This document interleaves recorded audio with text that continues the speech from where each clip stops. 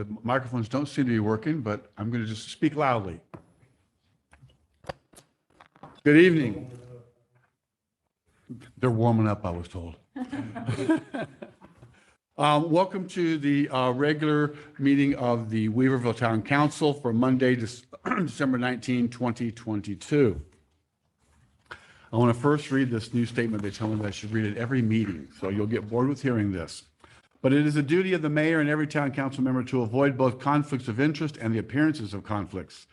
Now, I wanted to say that Doug has been already excused from voting on item C under tonight's discussion items, and Mr. Chase has been excused from voting on items B at previous meetings.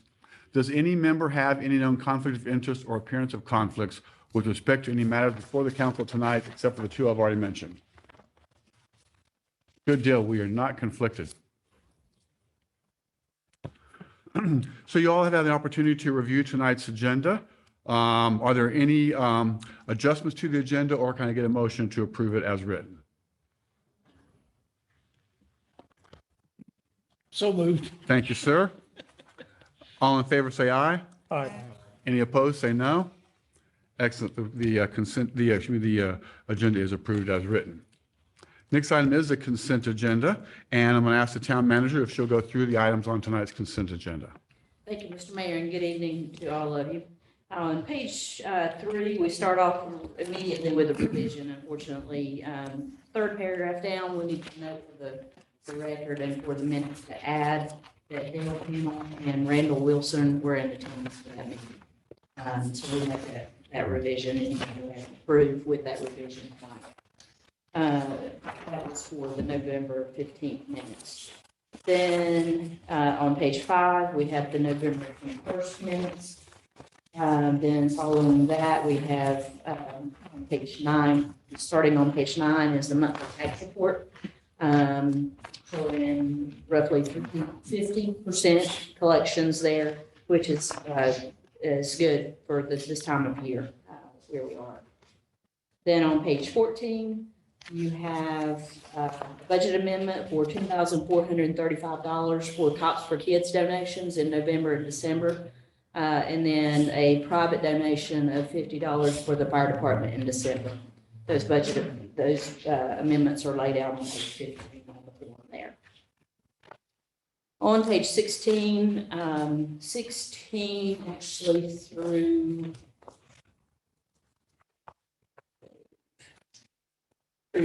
28, you have a proposed fee schedule amendment, and this is to account for the production amount that we have put in front of you for the water treatment plant emergency rate, going to charge for emergency use only if Mars Hill draws emergency water from it. So it'd be $4.15 per 1,000 gallon plus a 10% production.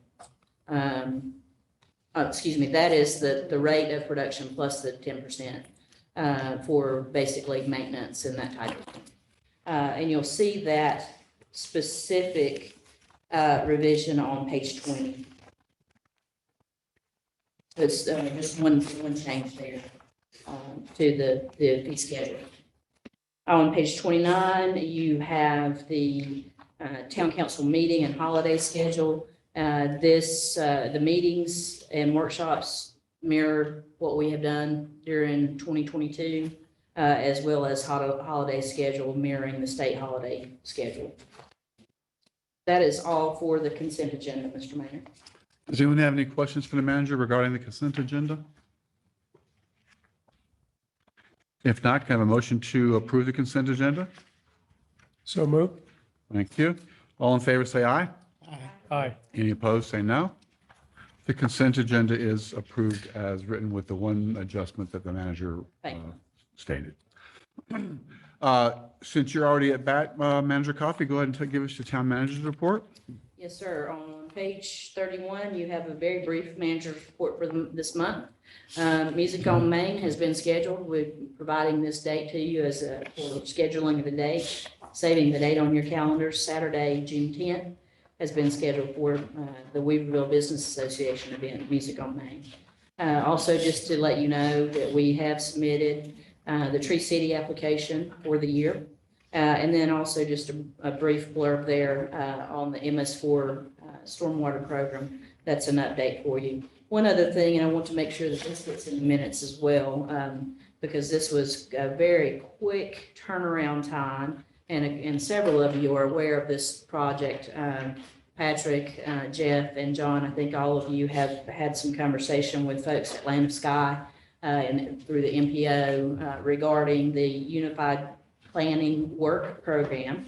And I have if anybody wants to review this, it's very brief, but it's basically an opportunity came up, and it was, like I said, it was a very quick turnaround time. We heard about it a week or so ago.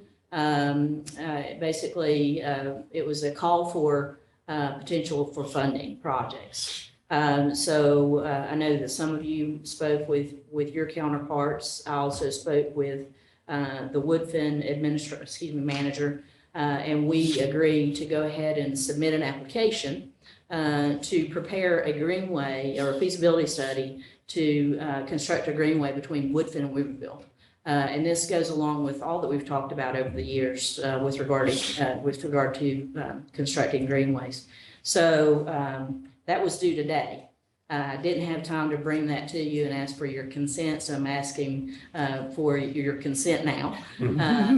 But also just to let you know that this will doesn't require a match, but you have better, potentially better your application is better influenced if you provide a match. And so we would be coming back to you for a final approval by approving a match if we were to receive these funds.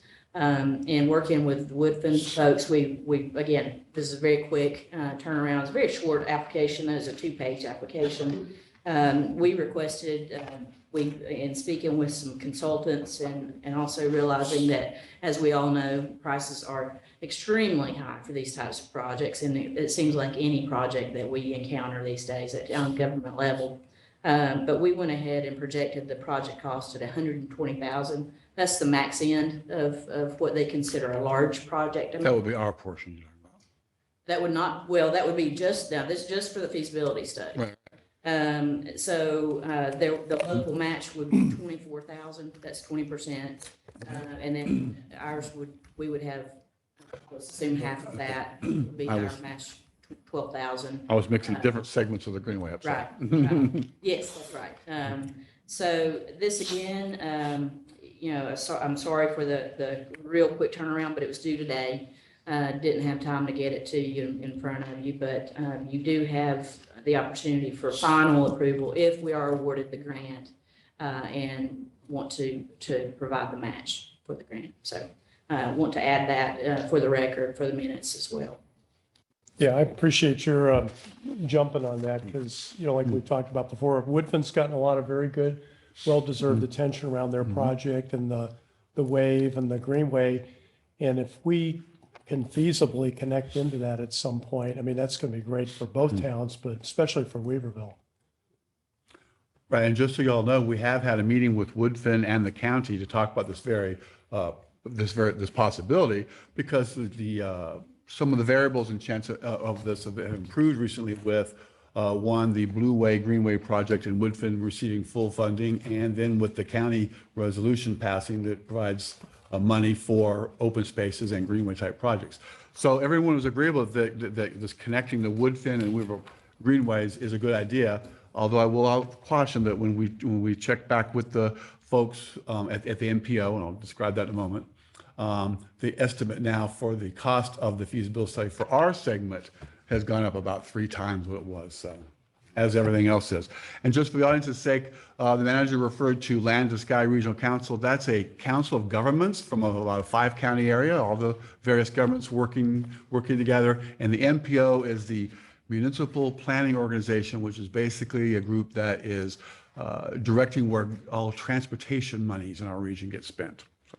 Didn't want you to get lost in the acronyms. Thank you for your report, Manager Coffey. Next up item is general public comments, and did we have anyone sign up to? No comments tonight. Can I just say, am I breezing through this agenda or what, huh? Let's keep our, Trying to be- Yeah, you're not going to get the record. Sorry, it's not going to happen. let's keep our foot to the pedal here, though. And next, I'd like to introduce the new Buncombe County Schools Superintendent, Dr. Rob Jackson. Dr. Jackson, are you here? You can come up to the mic with it, although it's not working. We apologize for that. Speak loudly, sir.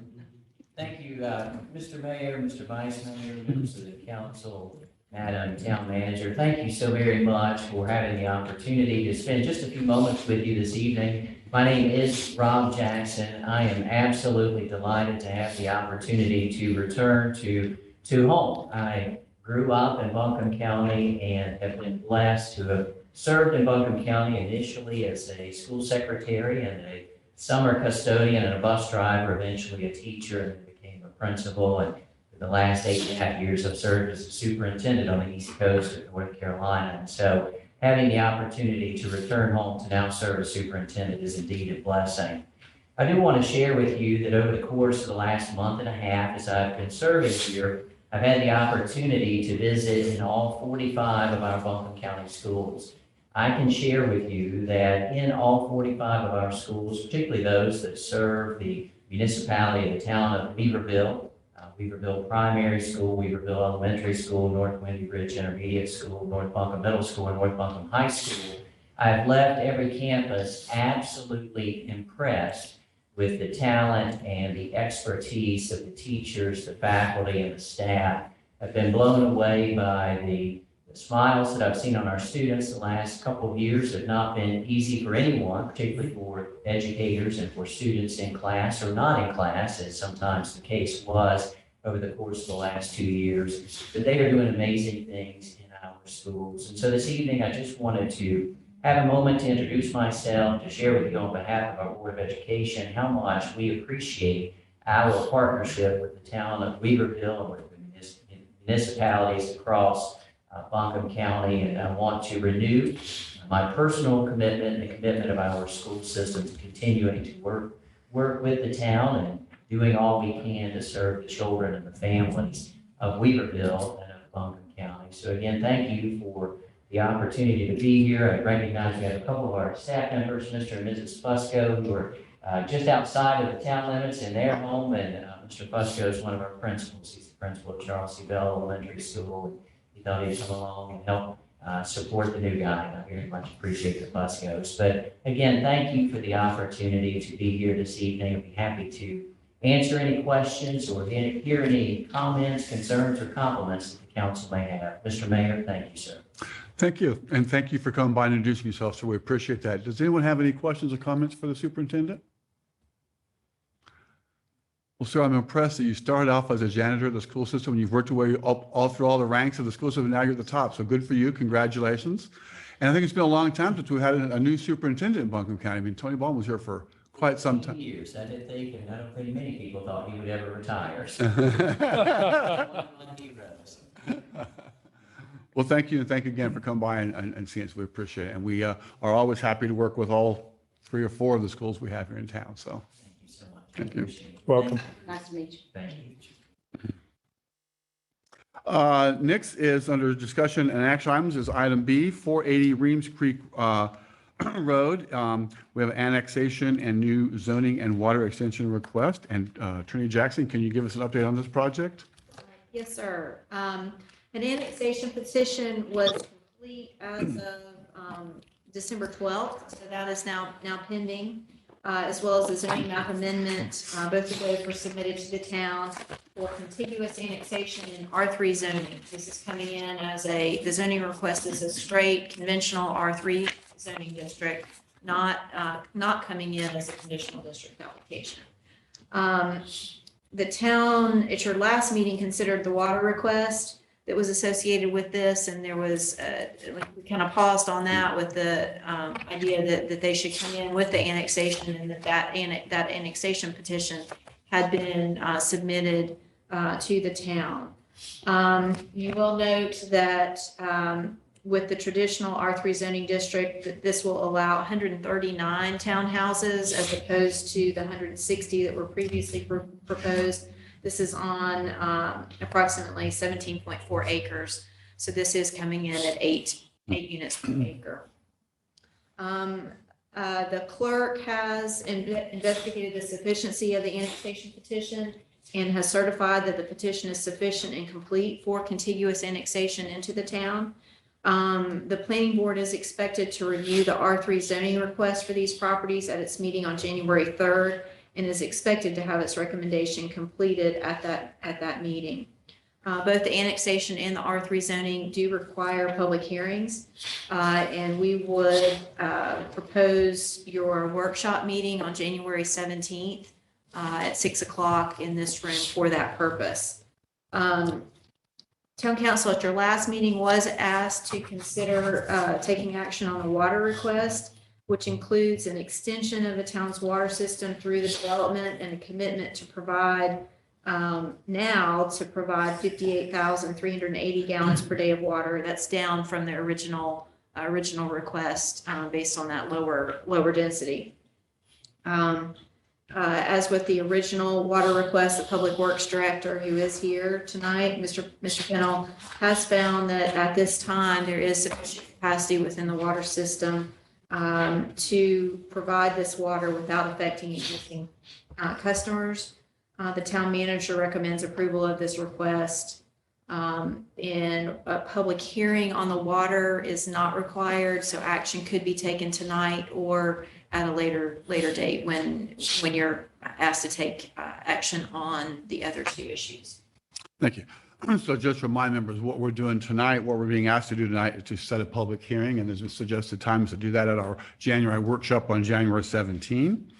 What questions or comments might council members have for the attorney regarding this project? I do see that the owner representative and the engineer and their attorney, it looks like, are also here in case you have specific questions. But the idea, the action tonight is procedural in nature. Right. I'd like to make a comment. Over the last 2 or 3 years, when we've been faced with a lot of departments, input from the public and everything, they have asked for us to have more townhome type structures. So I think this would fit in very well with the requests and feedback we've got. And they said, I know how well Caulfield's works, and it seems to be a model. It'd be different than this one, but I think the community would welcome a project like this. I agree. I appreciate you going to the R3. Yes. Any others? We've had a lot, excuse me, a lot of dialogue around sidewalk and pedestrian access depending on the area of town we're in. And I know in Reems Creek, where is this in relation to the proposed route of the Greenway if and when that happens? Beyond? Yeah. It's beyond Okay. down the other side of the road too. Okay, that's kind of what I thought. I just want to make sure. If we, and are there any, I know when I'm talking to them earlier, there was discussion about having sidewalk access for the residents within and potentially a trail around. But if we, at some point in the future, extend a sidewalk network out there for whatever reason, is this in a position where it could take advantage of it? Is this Is it- almost 3 miles, 2-point-something miles from town? I think so. That has very little road frontage. Yeah, and Just it a- may not be feasible. I don't know. I'm just asking the question here. Yeah, this is Did- just to set public hearings. You'll have plenty of opportunities Okay. to ask some detailed questions. This is also coming in as traditional zoning, so all of your zoning regulations that apply within the R3 district will continue to apply on this project. Okay.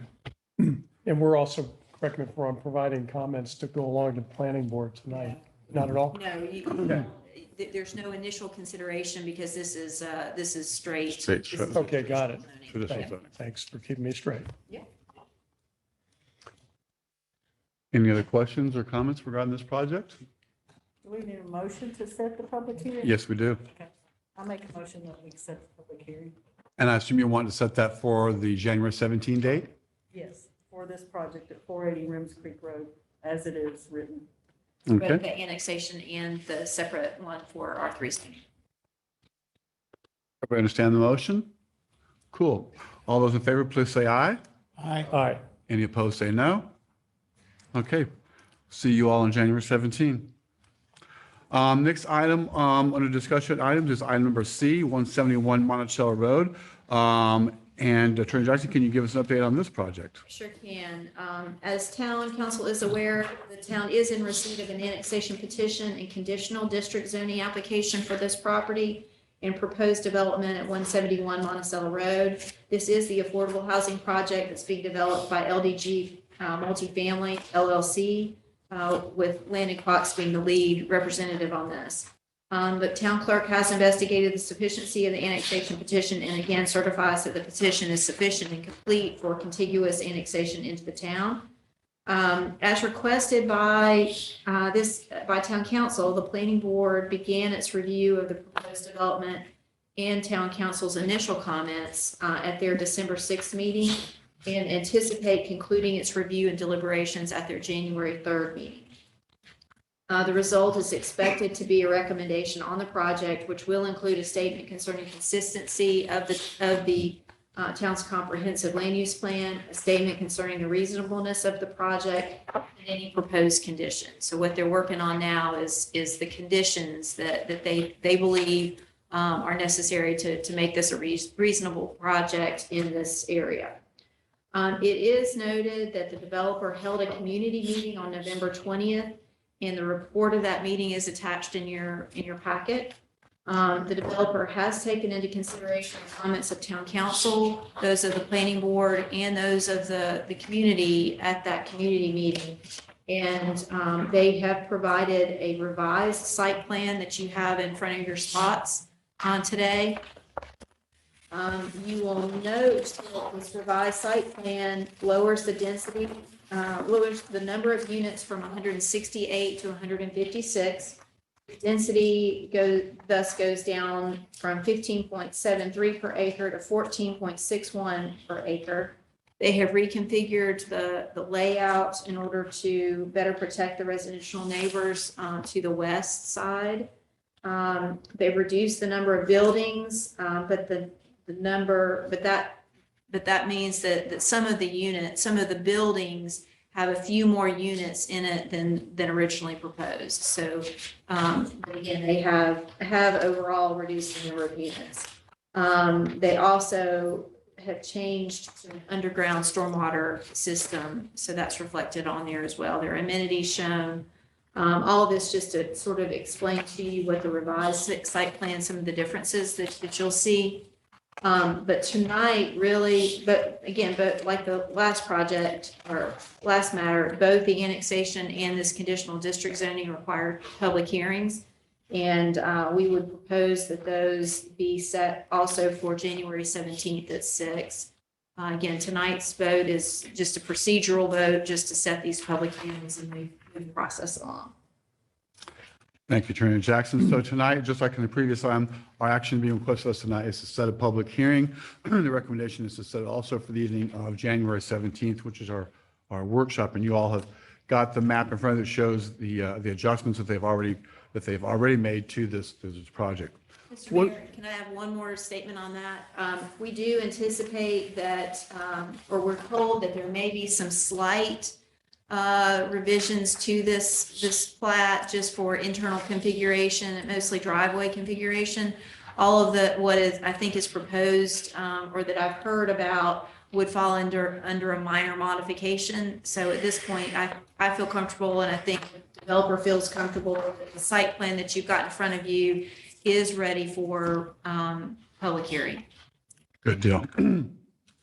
And as the attorney also mentioned, the planning board has began work on this project already, but we gave them quite a list of conditions, if you remember from last month's meeting, so they had a lot to go through. They do anticipate completing that at their next meeting on January the 3rd. What questions or comments might council members have regarding this project?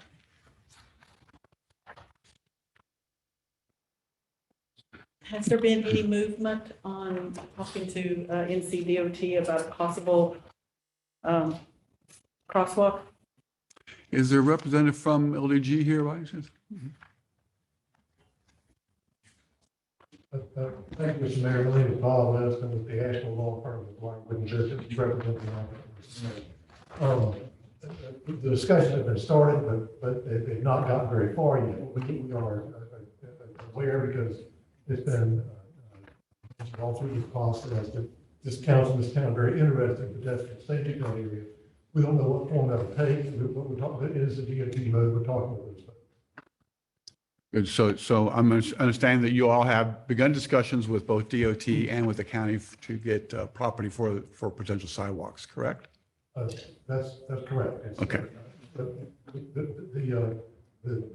provision of sidewalks on the west side of the road, I don't think is a problem. Certainly not a problem we under control. We're talking with DOT about the right of way that they have, and we'll also initiating conversations with the department across the street. Okay, good deal. Any other questions? If not, is there a motion to set the public hearing for this project for January 17? I'll make that motion. Thank you, sir. All in favor, please say aye. Aye. Any opposed, say no. Thank you. This public hearing for this project is set for January 17th as well. It'll be an evening full of public hearings. Wow, last item under discussion, action item is D, quarterly reports from our Public Works Department and Water and Public Works Director panel.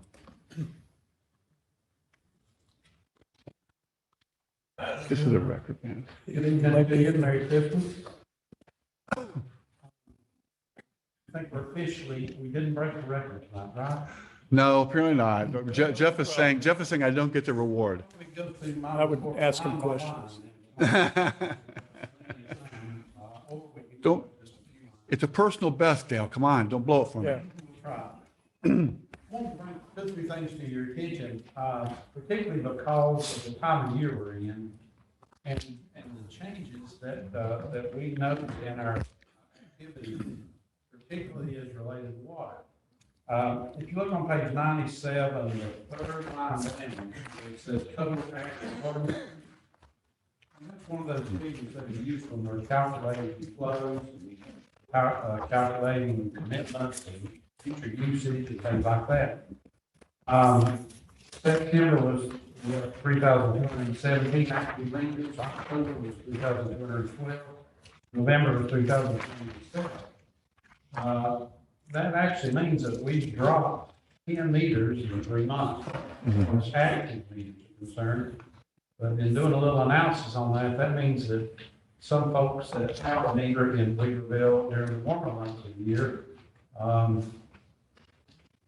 yes, they've gone back where they came from. Water at the Weaverville residents turned off till they return when warmer weather returns in the spring. And that is going to affect several other items that you see there. Water door tags delivered has dropped from 27 to 15 in 3 months. Those are tags that are put on folks' doors for non-payment bills. And you can see those dropped nearly by half. And then water line utility service calls has dropped from 87 to 117. And that's an indication of construction. So our number of calls to do the loco locations for our utilities has dropped by nearly a third, which again is an indication that construction is slowing. On the next page, page 98, you can see that same trend on the first line there. The raw water that we pump from the river to our treatment plant was barely over 22 million gallons in September, and it was in 18,785,000 gallons, 785,000 gallons. So again, that's a drop of about 3 million gallons in that 3 month time period. Again, it's reflected by time of the year, the lack of watering, the lack of car washing, the lack of irrigation, and folks that are that have gone other places. And that, then finally, the very last line on that page, the unaccounted for water, again, dropped nearly by half, 4.3% in September to 4.6%. And as I've talked with you in the past, anything under 10% for your unaccounted for water in the water system is considered an A plus, and we've been consistent in doing that. Yeah. Those different factors have resulted in a new number for our monthly usage. And on page 99, the last line, the water capacity versus production, we're at 69.2% of our water treatment capacity when you account for current usage and all the commitments that we made. And that was in September, 69.2%, and in November, we're at 61.9%. So again, pretty considerable drop there. And it's something that looks like it's continuing to trend down according to Randall and his folks at the water plant. So from a water standpoint, basically for a 3-month period, we're actually, our situation has improved or allowed us to feel much better about any water requests that we receive. Under Streets Division, MSD did some sewer work out on Cherry Street. We broke in and finished and paved the road for us. So most of it was in the that's the street paved and no money spent out on our streets. I love that. And we'll get to that, another thing about streets in a second. On page 100, sanitation division. We've had a year of leaf collection this year. I guess it's the West Spring. But we got a major production of leaves this year. I wish it was money growing instead of leaves. But as you can see there, in the month of November, we picked up nearly 1,500 cubic yards of leaves, and that was, our trucks hold about 14 cubic yards, so when you do math, we did a lot of truckloads of leaves. The only way we kept up was the guys volunteered, and they were coming in every morning for about a 3 to 4 week period. They came in every morning at daylight and worked to a normal starting time, and then they stayed after normal quitting time and worked till dark again. And after 3 or 4 weeks of that, they got caught up, and we're caught up now. We make one more loop around town after the holidays. Let's not get any fair labor issues here. And do the work. You're working them to death. Volunteer to come in and get paid to do the work.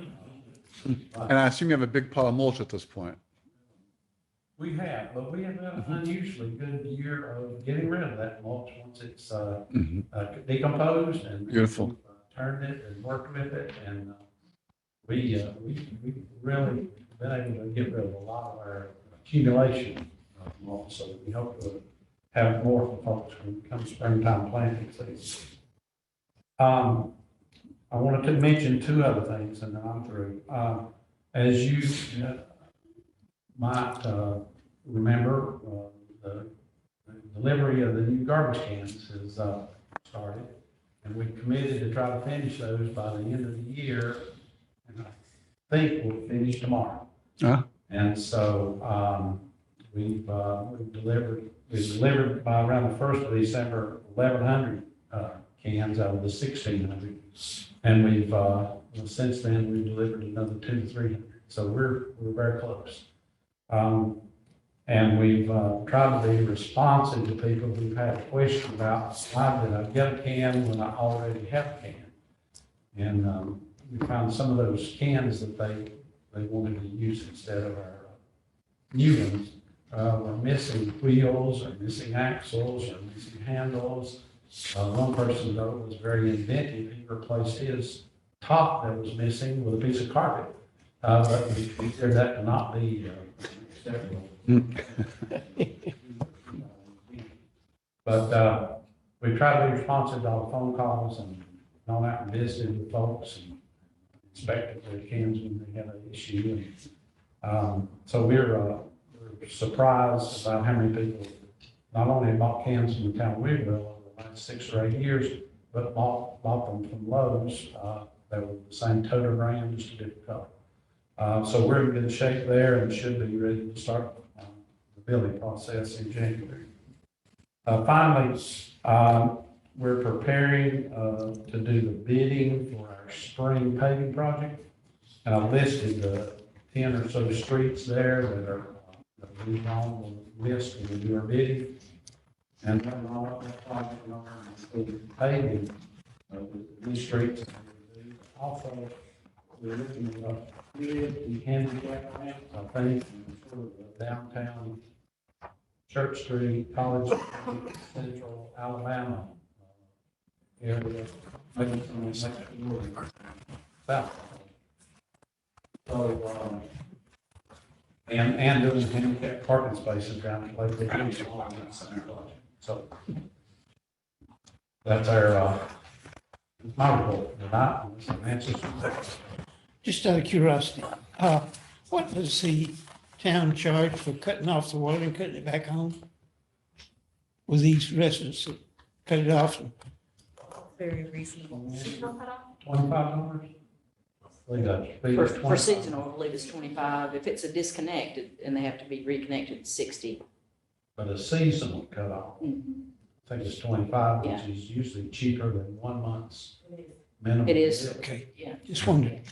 Thanks. What other questions do we have for Director Pennell? I have a couple. I've noticed that some people still put their garbage, just their bags out, even though cans have been delivered. What are we gonna do about that?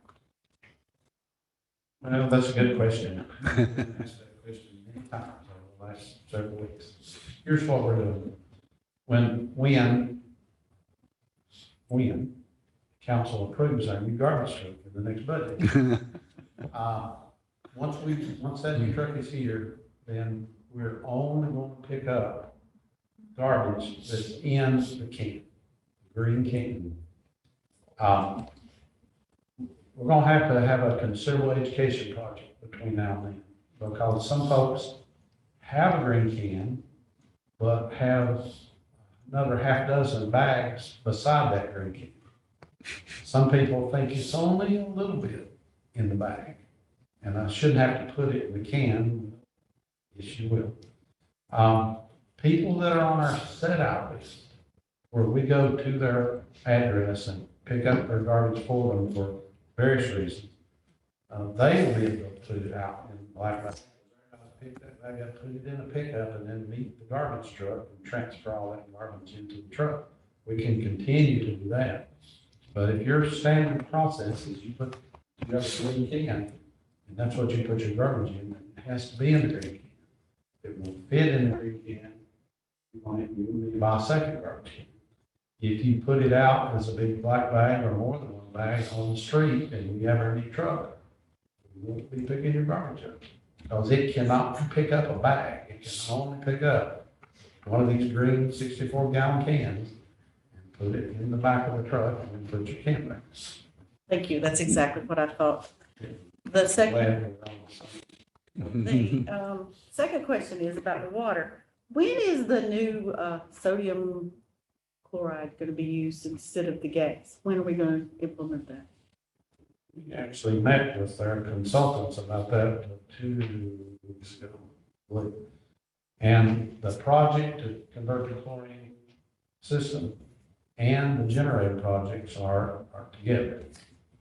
And so they're preparing the final documents, or will be preparing the final documents to take those two projects out of the water treatment plant project and bid those as a separate project. When we met with them, they had given us a time frame, which we thought was way too long. They agreed, and they're coming back with a revised schedule on that to proceed on, because we need that resiliency project regardless of anything. Okay, thank you. Yes, sir. Regarding the education situation, there are certain areas like, for example, Caulfield's, to where they do not permit any of the residents to put their garbage cans out front except for the pickup. Most of them are single space garage. And of course, they have no storage area, so part of the garage is used for storage. It might be wise if you could to see if they would change their bylaws because the people just cannot put them in their garages and keep them out of sight. So, but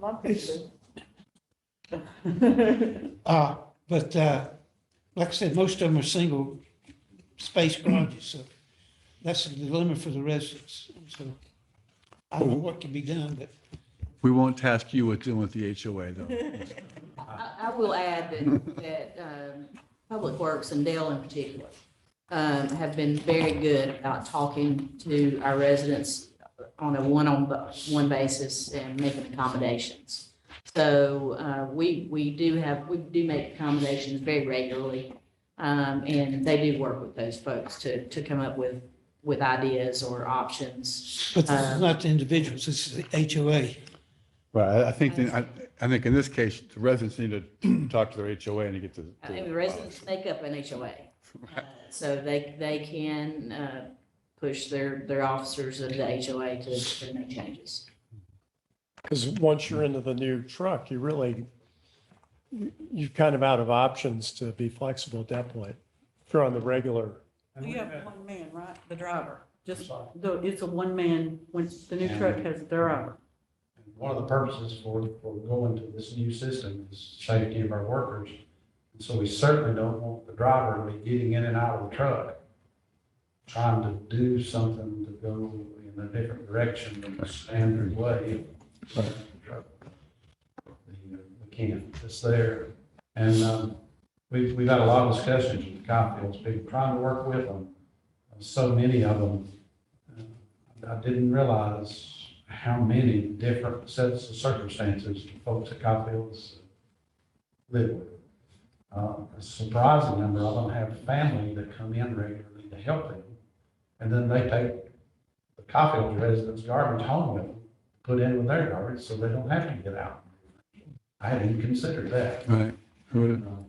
And then like I only have one small bag, and so my neighbor lets me put it in with their garbage. I appreciate that. They didn't have an answer for what if that person moves or wins the lottery or something and they're not there anymore. They're just gonna ask the next neighbor to do that too. That's right. I think cooperative garbage collection, it Yeah. works. So, any other questions for Director Pennell? Thank you, sir, and let's hope that people run out of blue recycling bags pretty soon.